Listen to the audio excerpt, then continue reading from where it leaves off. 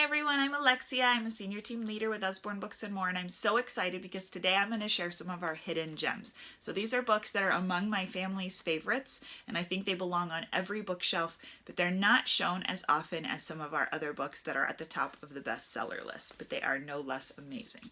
First, I want to show the I Wanna Be series. We have I Wanna Be an Astronaut and I Wanna Be a Lion Tamer, and in these books, kids think about what they want to be when they grow up. So in Lion Tamer, each page talks about a job related to animals. Astronaut is sort of across the board. But this is a great book for getting kids thinking about what they might want to be when they grow up. You can see the illustrations are beautiful. It is a board book, so it's good for toddlers and up. It's nice and sturdy. Highly recommend that one for any kids, really toddler through elementary school. Next is one of my favorite series for toddlers. It is the how-to series. So we have how to brush your teeth with Snappy Croc, how to bathe your little dinosaur, how to tuck in your sleepy lion, and how to feed your cheeky monkey. These are also board books. They have adorable illustrations, and in each story the little child walks their animal through their daily routine. So this one, of course, is feeding. So they talk about cleaning up afterwards because the monkey makes a mess, making sure to have clean clothes, and on and on and on. They're really, really cute books for little kids. This is my new favorite series. This is Billy's Adventures. So you might recognize Billy B. Brown from her chapter book, and Jack is also in here. These are kind of, I guess, a prequel to the chapter books because Billy and Jack are in preschool in these stories.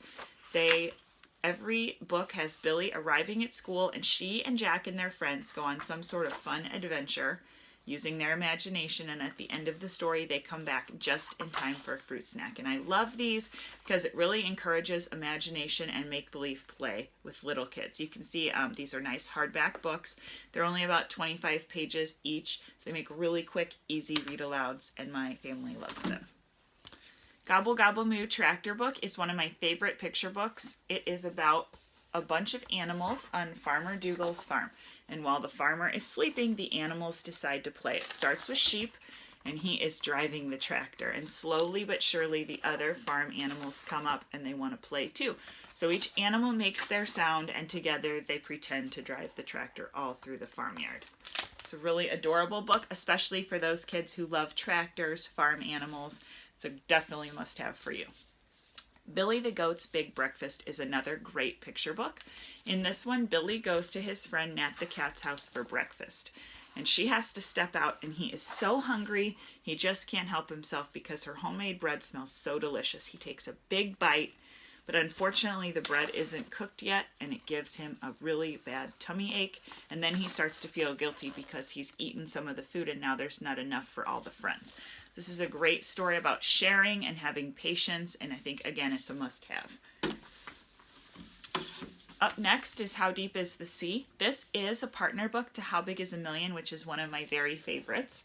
This one also is about Pipkin the penguin, who is a little penguin with very big questions. And in this book, he wants to know how deep is the sea. So he goes on a journey to the bottom of the sea to find out just how deep it is. And he meets some new friends along the way.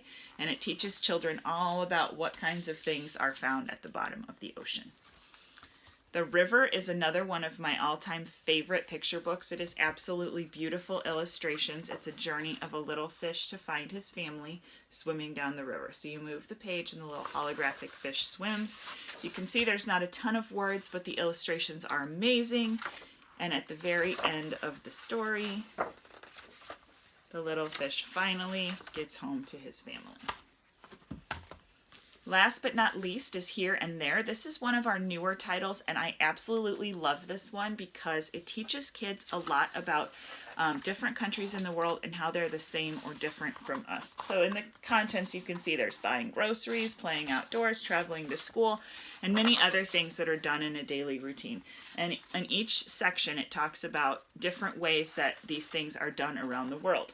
So how you play outdoors in different areas. And then it'll show you playing outdoors in Norway versus playing outdoors in Hong Kong.